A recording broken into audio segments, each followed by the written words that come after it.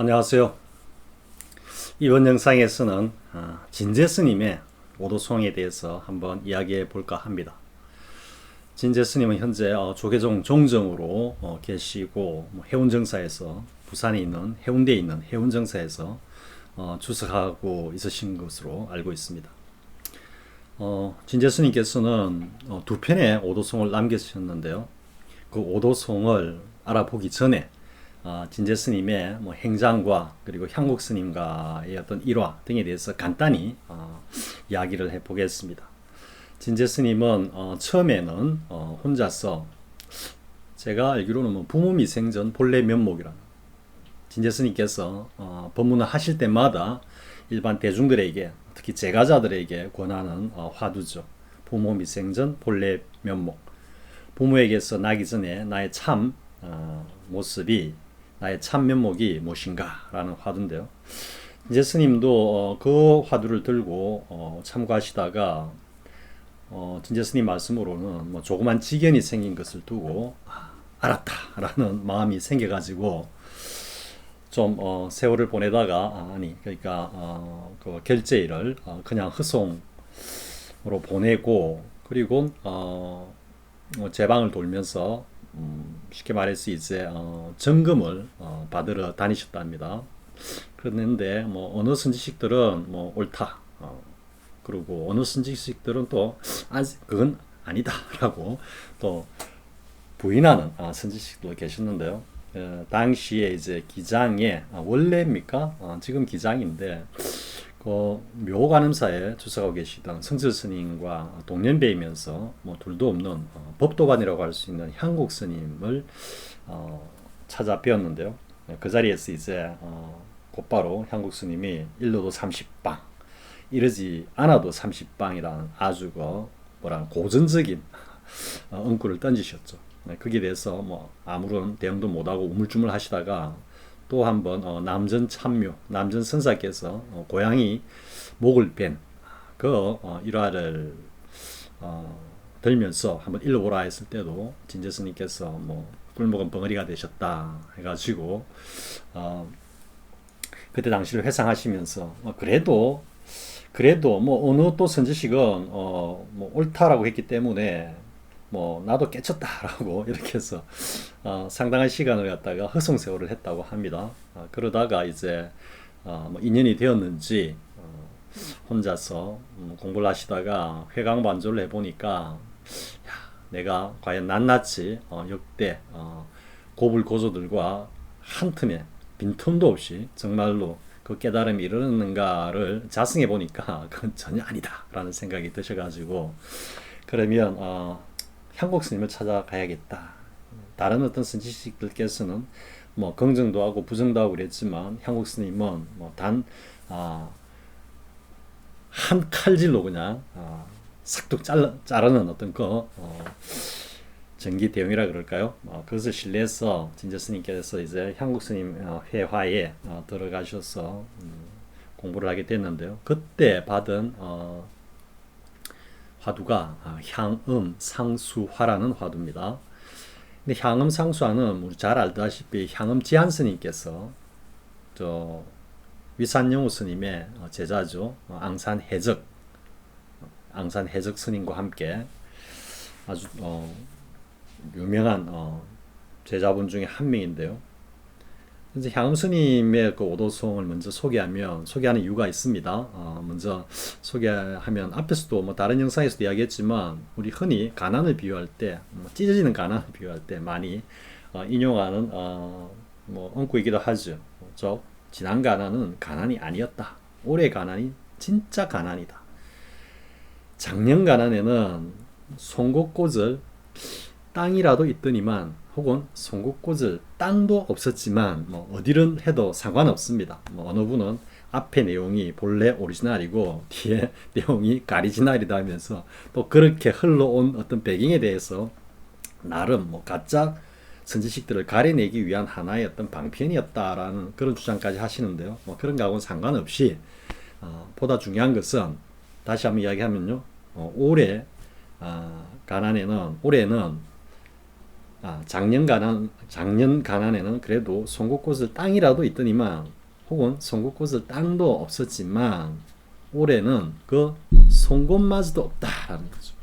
송곳꽃을 땅이 있다면 얼마나 되겠습니까? 뭐 한 뼘도 아니라도 송곳을 꽂을 수 있으니까 그게 없는 거나 사실은 마찬가지입니다. 그래서 그게 있다, 있었는데, 없었는데, 그걸 따지기보다는 중요한 거는 송곳이 있다, 없다. 이게 그 오도송의 핵심입니다. 그러자 위산영호 스님은 그 받아 드시고 이제 우리 향음이가 드디어 이제 일을 마쳤구나라고 좋아하셨는데, 앙산 해적 스님께서는 아니 조금 의심스럽다라는 거죠. 그 의심스럽다라는 그 어떤 주 요인이 뭐냐면은, 향음 스님의 이 개송에는 너무 좀 교학적 냄새가 난다라는 어떤 그런 느낌을 받은 것 같습니다. 앙산 해적 스님께서 좀 문자에 좀 치우친 것 같다. 달리 하면 좀 먹물 냄새가 난다. 그러니까 뭔가 문자 쓴 의리쓴 같은 그런 어떤 조금 뭐 그렇게 만약에 이게 비춰졌다면은 그냥 냄새가 아니고 약간 악취겠죠, 그죠? 오취 같은 게 느껴졌는지 앙산 해적 스님께서 이제 직접 위산영호 스님께 말씀을 드리고 향음 스님을 찾아왔으니 이제 점검을 하죠.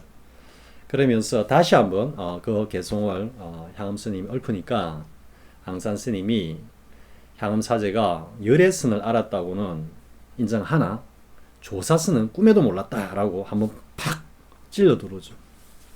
여기서 이제 그 유명한 열애선, 조사선이라는 이 용어가 나왔는데요. 물론 결론을 따지면 열애선, 조사선을 나누고 우열을 논하는 것 자체가 이 부처와 우리 불가의 철천지 원수인 그 분별 망상입니다.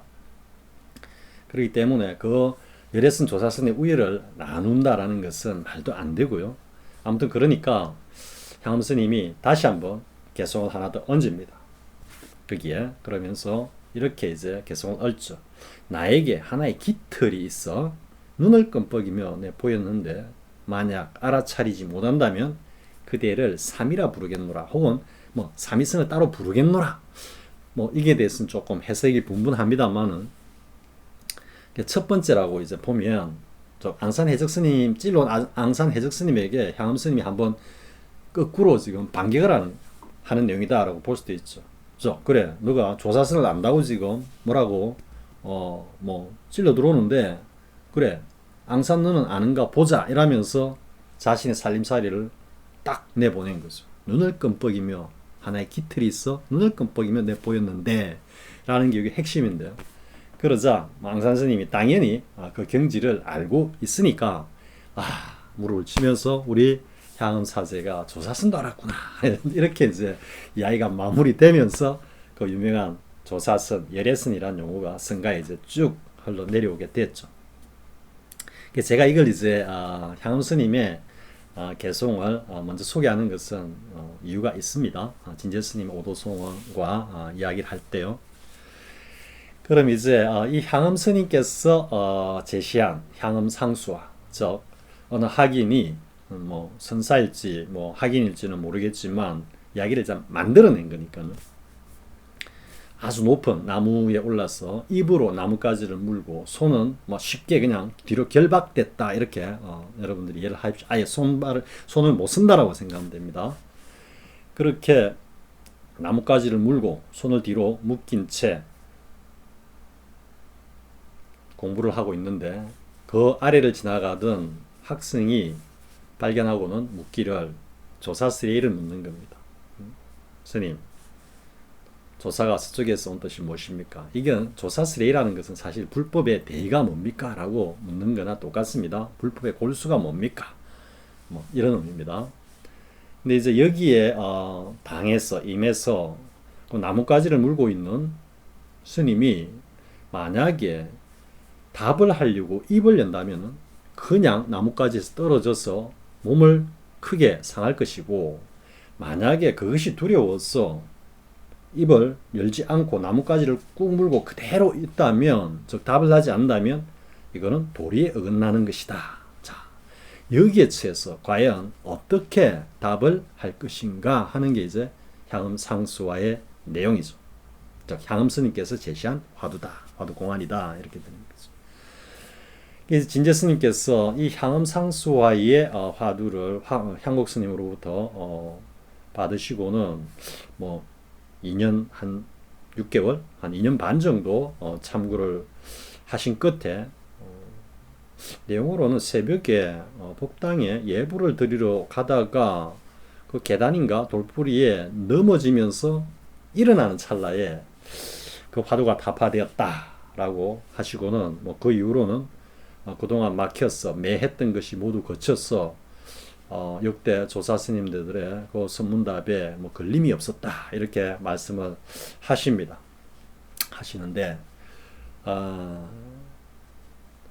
아무튼 진제 스님께서는 그렇게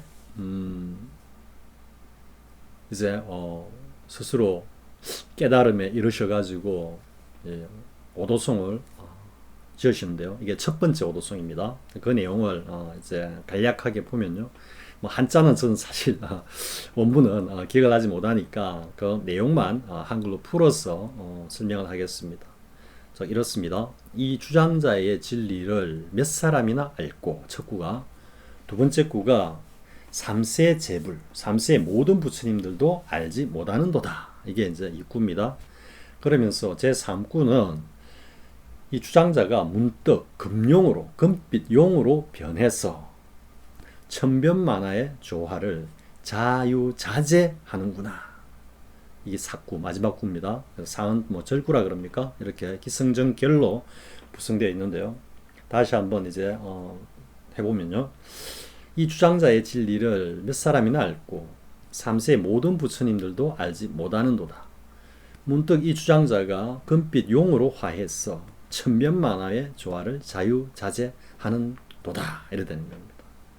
이게 향음상수화를 타파한 진제 스님의 첫 번째 오도송이고요. 이 오도송을 향곡 스님에게 이제 올립니다. 그러자 향곡 스님께서는 그 1구, 2구를 묻지 않고 제 3구, 4구죠. 그러니까 문득 이 주장자가 금빛용으로 화해서 천변만화의 조화를 자유자재하는구나 라고 하는 이 구절에 대해서 향곡 스님이 이렇게 묻습니다. 진제 스님에게. 그러면 이 용이, 즉 주장자가 화한 이 용이 용을 잡아먹고 사는 금시조를 만났을 때는 어떻게 할 거냐 이래 되는 겁니다. 이렇게 물었습니다. 금시조는 뭐 날개를 펴면 뭐 사방 뭐 몇십 리를 넘는 그런 크다란 새입니다. 그러니까 우리가 그냥 뭐 대충 뭐 아파트 집채만 하겠지 이런 게 아니고 어마어마하게 큰 새다 이렇게 여러분들이 이해를 하고요. 물론 이게 이제 현실적인 존재는 아니죠. 그러니까 상징적이고 비유적인 존재를 이야기하는 겁니다. 금시조를. 그랬을 때 이제 진제 스님께서 답을 하시기를 두 손을 가슴에 얹고 몸을 움츠려서 세 걸음 뒤로 물러나겠습니다. 라고 답을 하니까 향곡 스님께서 옳고 옳다라고 말씀하셨다고 합니다.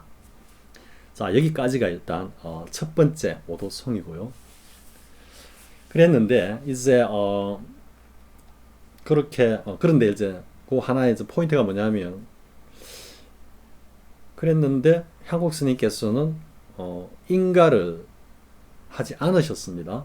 그 오도송을 받고 그냥 질문을 하고 옳고 옳다라고 하고 이제 그러다가 뭐 그러면은 보림이래야 됩니까? 진제 스님께서 일단은 깨달으시고 오도성을 읊고 난 다음에 다시 뭐 보림을 하는 그 과정이었는지 모르겠지만 아무튼 백암록 제3칙에 나오는 일면불 월면불 공안에 딱 막혀가지고 5년간을 갖다가 다시 신고한 끝에 그 일면불 월면불을 타파하시고는 다시 오도송을 읊었습니다. 이 두 번째 오도송인데요.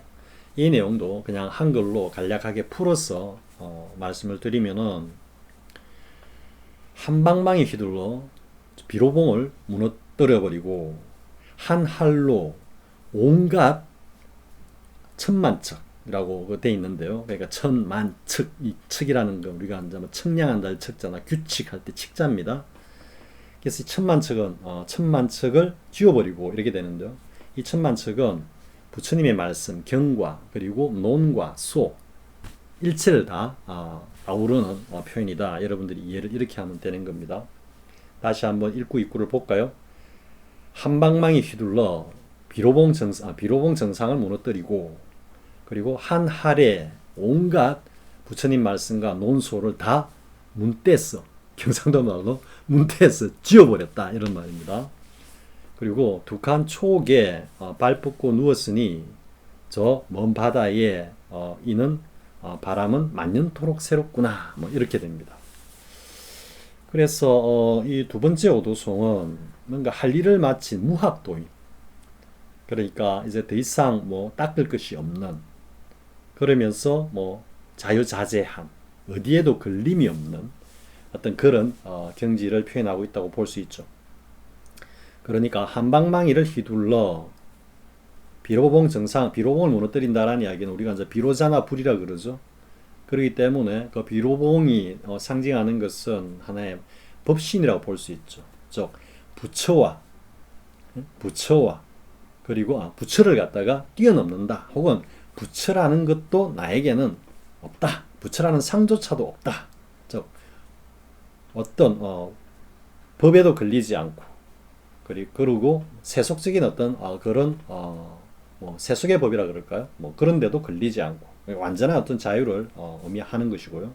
그리고 이제 한 할로 천만 척을 다 지워버렸다라는 이야기는 부처뿐만 아니라 부처의 말씀과, 그리고 그 부처의 말씀을 해석해 놓은 논소, 그 모든 것들이 다 사실은 부질없는 것이다 라는 그런 의미죠.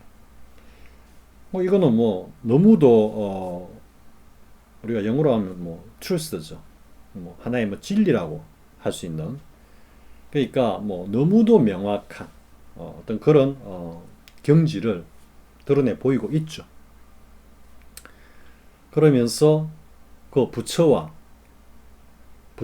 그리고 부처의 말씀, 그 모든 것을 갖다가 다 초월한 경지이기 때문에 당연히 대자연으로 두 칸 촉에 두 칸 촉이면 족하다 이거죠. 살림살이가.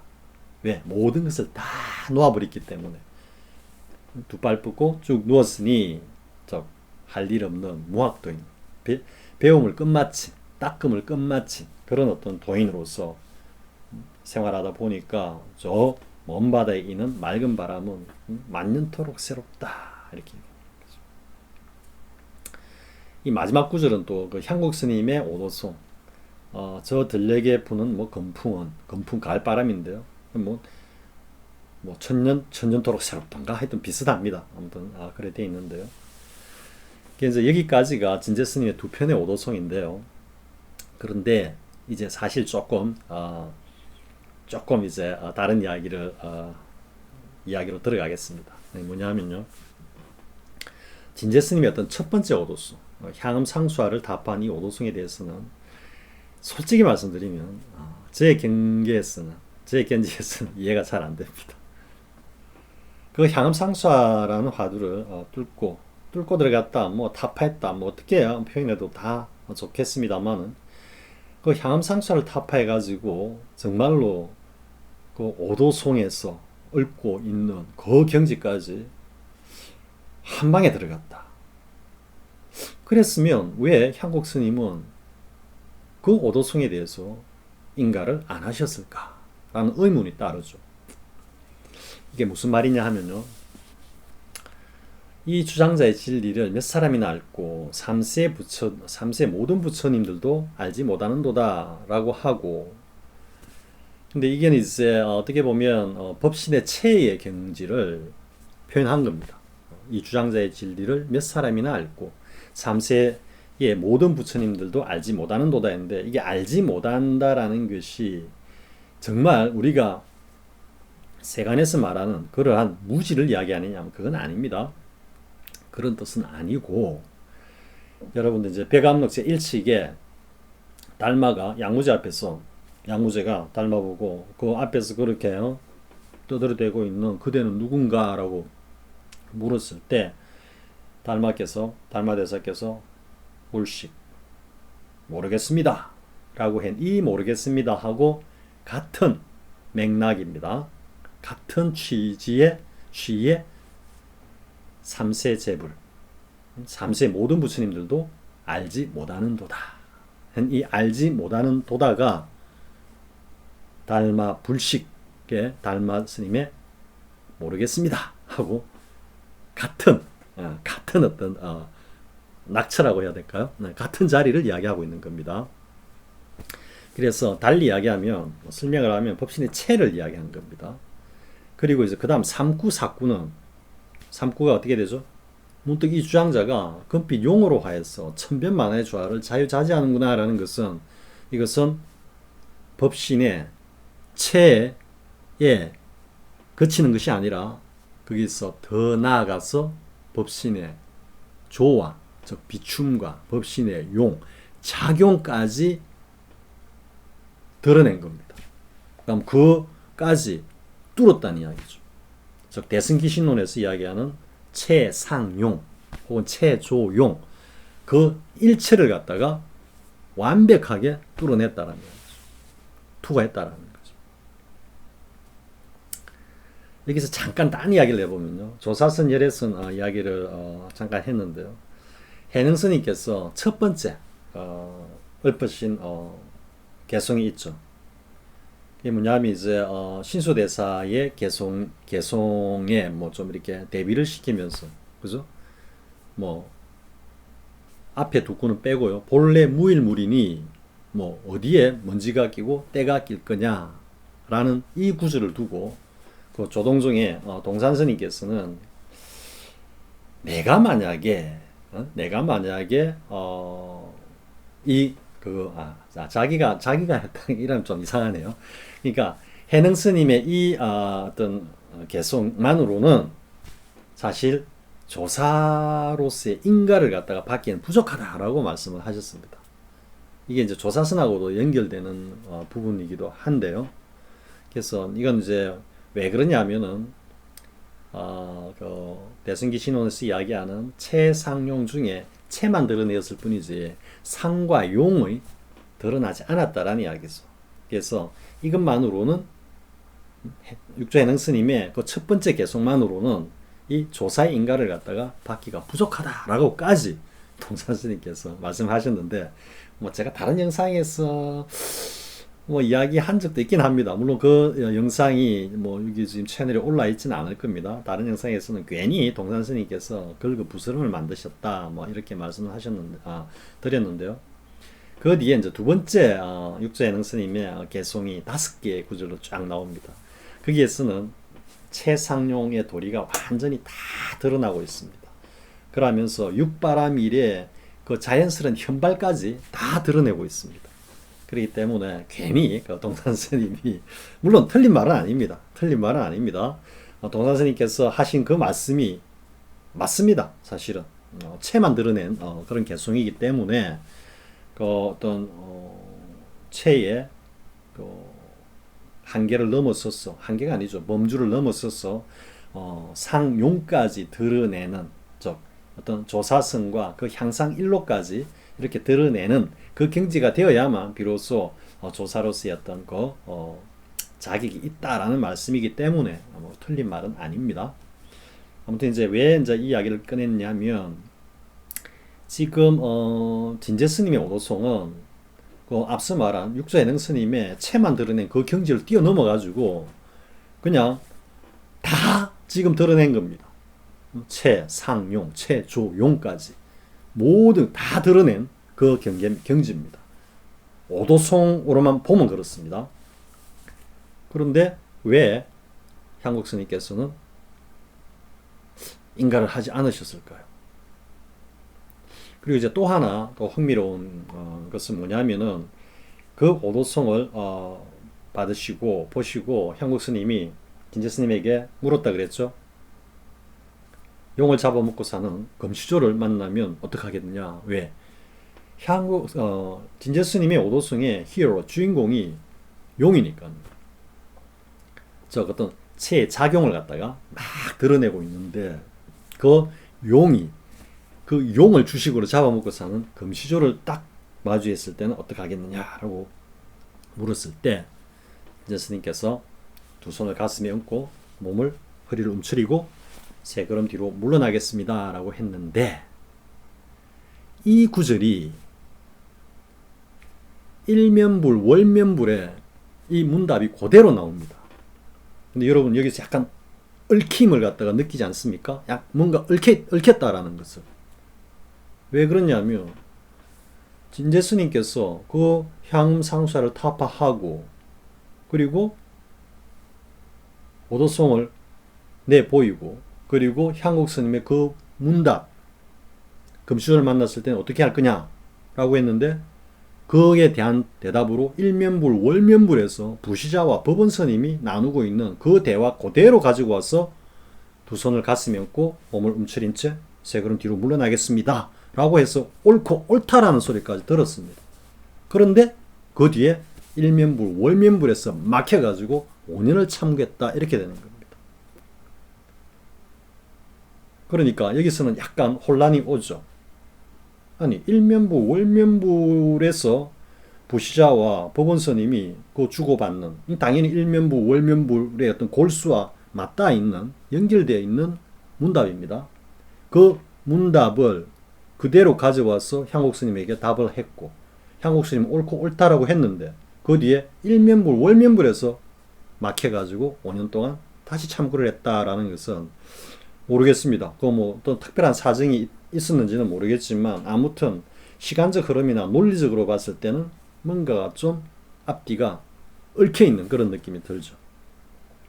그럼 그 내용이 이제 뭐냐 그러면요, 부시자하고 법원 스님 사이의 문답인데, 부시자가 똑같이 물은 겁니다. 그러니까 그 앞에 설두 중현 스님이 20년 동안 내가 그대를 위하여 푸른 용이 사는 그 굴에 몇 번이나 내가 다녀왔던가, 억울하도다, 이런 이야기들이 쭉 나옵니다. 나오는데, 그래서 이제 그런데 그 용이 이제 금시조를 만났을 때는 어떻게 할 거냐라고 물었을 때 부시자가 법원 스님이 똑같이 이야기합니다. 두 손을 가슴에 얹고 허리를 움츠린 채 세 걸음 뒤로 물러나겠습니다 라고 하니까 그 부시자가 그에 대한 응대로 하는 말이, 저 수미산 아래에 검은 거북이 이마에 점 찍히기를 또 기다리는구나 라고 답을 합니다.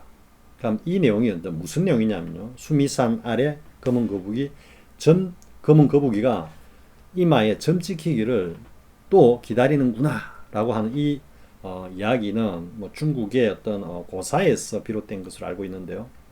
쉽게 이야기하면은 우리 정월대보름 밝은 달에 어떤 대단한 폭포가 있다고 합니다. 그 폭포 아래에 사는 금잉어들이, 물고기들 중에 최고로 치는 건 이제 비늘이 많은 생선의 물고기를 갖다가 최고로 친다 그러는데요.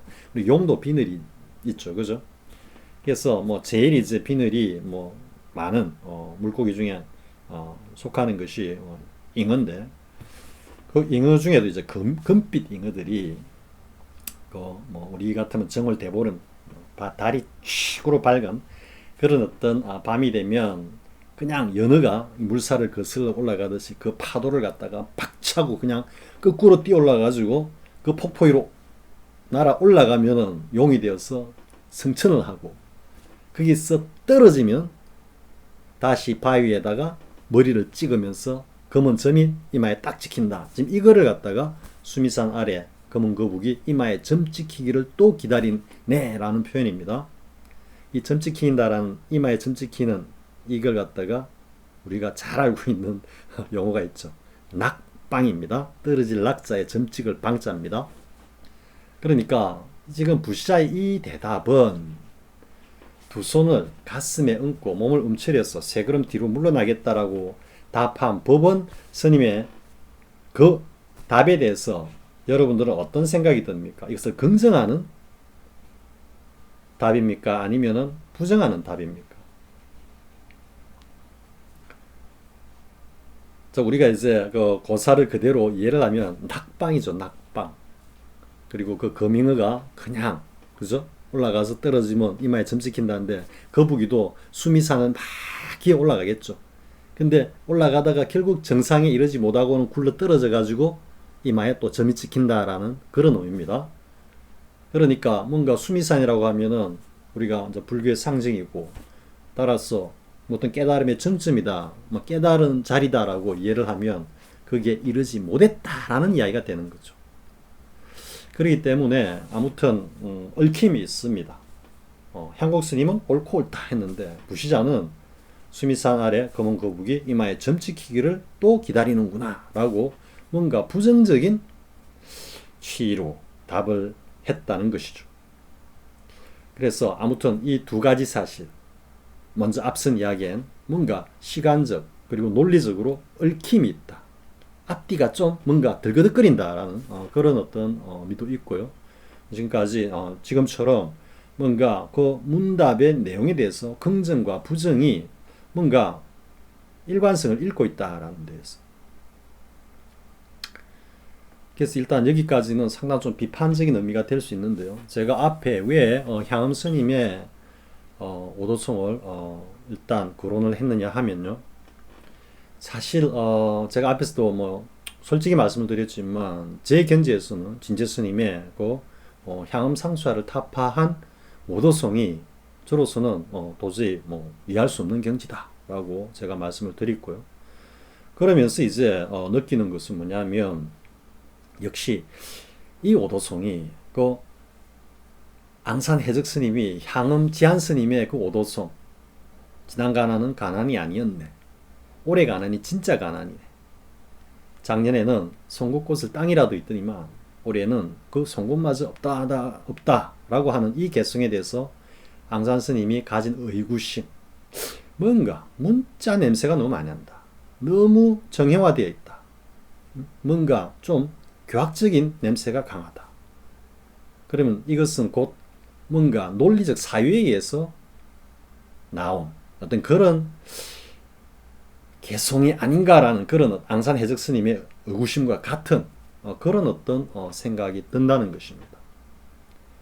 그러니까 너무 또 개성이 화려하다 그럴까요? 너무 채색이 되어 있고, 왜냐하면 성철 스님의 오도송을 한번 제가 다시 한번 이야기하겠습니다. 성철 스님의 오도송을 보면 화강이 서쪽으로 흘러 곤륜산 정상으로 치닫고, 그리고 해와 달이 빛을 잃고 땅이 꺼지는도다. 그러면서 이게 온 계공과 법계가 텅 빈 그 어떤 성묘경계를 드러냈다라고 제가 말씀을 드렸죠. 그리고 문득 한번 웃고 돌아서 보니 했을 때, 문득 한번 웃는다란 여기에서 곧 깨달음이고, 이게 향음 지한 스님이 나에게 하나의 깃털이 있어 눈을 끔뻑이면 내 보였는데 라고 하는 이 어떤 작용을 갖다가 성철 스님께서는 문득 한번 웃고 돌아보니 저 청사는 예대로 옛날 그대로 흰구름 속에 서 있구나, 이렇게 되죠. 그러니까 뭔가 그 깨달은 자리가 성철 스님의 오도송과 비교해보면 진제 스님의 오도송은 너무 다이나믹하고, 좋게 이야기하면 다이나믹하고, 그리고 화려하고, 근데 좀 달리 이야기하면 너무 요란스럽고 너무 채색이 많이 되어 있다, 이런 느낌을 지울 수가 없습니다. 그리고 이제 두 번째 개송을 다시 한번 보면요, 두 번째 개송은 한방망이 휘둘러 비로봉을 무너뜨리고 한 할에 모든 경전과 논소를 모두 다 지워 없애는 도다. 뒤에 3, 4구는 뭐 을에 깨달은 오도송에서 흔히 등장하는 표현이기 때문에 논외로 하고요. 그 1구, 2구를 보면 이 1구, 2구도 뭐라 그럴까요? 너무 좀 정형화되어 있다. 그리고 덕산에 방이 나오고 1구에, 그죠? 한방망이 휘둘러. 그리고 6구에는 임재의 할이 또 나옵니다. 그래서 너무 정형화되어 있고, 그리고 너무 어록에서 뭔가 뭐 좀 달리 이야기하면 힌트를 얻었다 할까요? 뭐 그런 어떤 냄새도 좀 느낄 수 있고, 그런 측면에서 보면 진제스님의 그 깨달음의 경지가 어떠하든 이 오도성만으로 보면 앞에 첫 번째 오도성이나 뒤에 두 번째 오도성 모두가 뭔가가 좀 털어낼 먼지가 있다 라는 그런 느낌을 지울 수가 없다는 것입니다. 지금까지 제가 아주 외람되이 진저스님의 두 편의 오도성에 대해서 많은 구업을 지었다고 할 수 있는데요. 하지만 뭔가 이 성가에서 깨달음이라는 이 자리에서는 털어낼 건 털어내는 거고, 그리고 여기에서는 의심이 가는 것은 그 의심을 갖다가 제기해야 되는 겁니다. 물론 그렇다고 제가 오도성을 빌미로 진제스님의 그 깨달음의 어떤 경지에 대해서 내가 뭔가 의구심을 갖는다, 부정을 한다, 이런 취지는 아닙니다. 오해하지 마시고요. 다만 오도성이라는 그 관점에서 봤을 때는 오도성이 뭔가 좀 그렇다, 이렇게밖에 이야기할 수가 없을 것 같습니다. 제가 앞에서 좀 털어낼 먼지가 있다 이렇게 표현을 했는데요. 조금 이야기를 하고 나니까 저도 약간 조금 무거워지는 듯한 그런 느낌이 듭니다만은 아무튼 나름대로 짧은 소견으로 한번 진제스님의 오도성에 대해서 이야기를 해보았습니다. 자, 여기까지 하겠습니다. 다음 시간에 뵙도록 하겠습니다.